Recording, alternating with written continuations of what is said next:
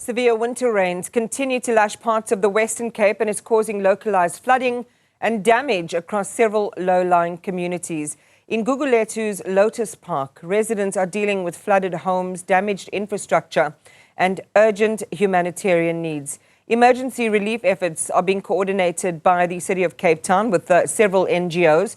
And Vaylen Kirtley joins us now with the latest on those operations as well as the mop-up operations. Vaylen, it is a difficult morning for those affected residents. Just talk us through what you're witnessing there.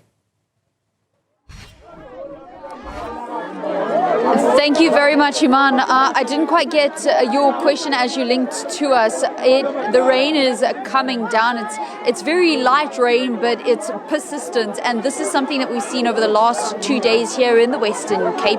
It's made the ground completely saturated. So with the rain that the South African Weather Service is anticipating will actually continue until Sunday, this is where the flooding and the localized flooding that we've been seeing, this is where it's come from, and this is what has precipitated it.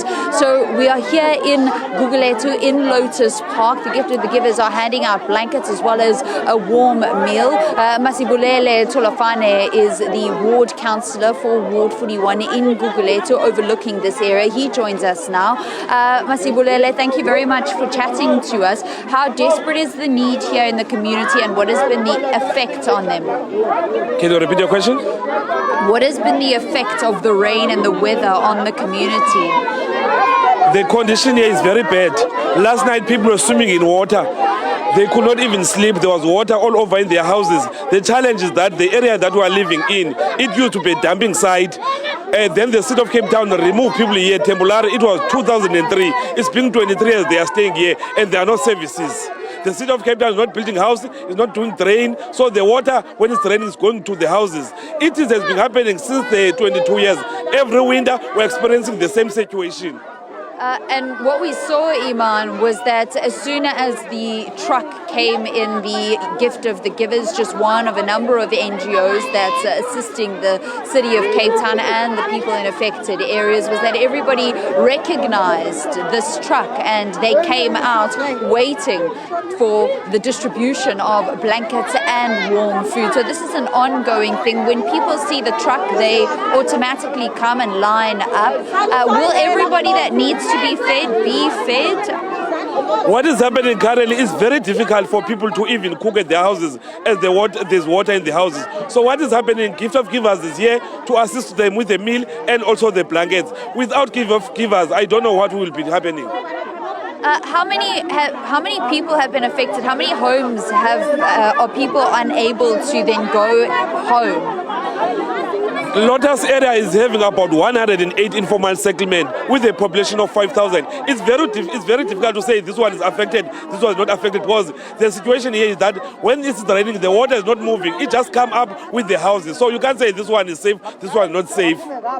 So when you say the water is coming up into the houses, it's not that this is a low-lying area, because there's actually a canal where the truck is, where you can see, Iman, behind me. There's actually a canal running directly in line with that going down. So where we're standing now, while there's puddles of water all around us along this road and in quite deep crevices, it's not what you would say a specifically low-lying area that's built directly on the floodplain, because the canal is a couple of meters away from us. So where's this, when you say it's coming into the houses, is it coming up from the ground? The water is coming up from the ground. It's not like it's coming up from the roof. The roof, there's no problem with the roof. The water is coming up the ground. Because once it rains, the water is unable to move and there are no drainage system. So once it's not moving, it goes automatically to houses. That's the situation we find ourselves in. Remember, this area was a dumping area. Before people were put here, there was no infrastructure that was done before that.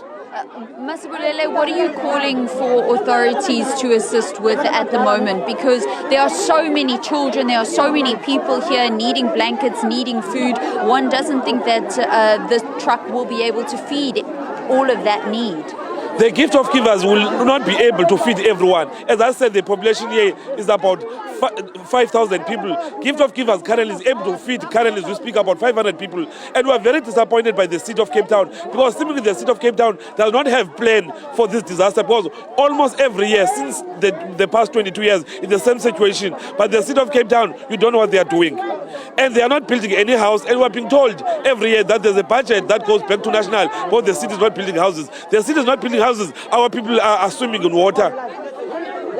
Masibulele Tolofane is a ward councillor, a community member in Ward 41 here in Gugulethu. But if you can see the need, the amount of people that are here that have been walking across our camera. Thank you very much, Masibulele. I want to correct it. I'm not a ward councillor. I'm a community leader. For Ward 41. Correctly. Okay, thank you so much for that correction. So this is what you can see, everybody lining up to try and get a blanket, to try and get a small container of warm food. There are so many children that are standing behind our camera, all waiting also to get food from the truck. But as the community leader explained, Iman, this is just it's a small bit of relief for a community of thousands that are affected by this adverse weather, which the South African Weather Service says by Monday, Tuesday, there should be clearing up. The weather temperatures should be rising and we should get some relief from the rain. However, that will also be short-lived with another cold front forecast for Wednesday next week. Iman? Vaylen, thank you for taking us so close to the relief effort and what that looks like.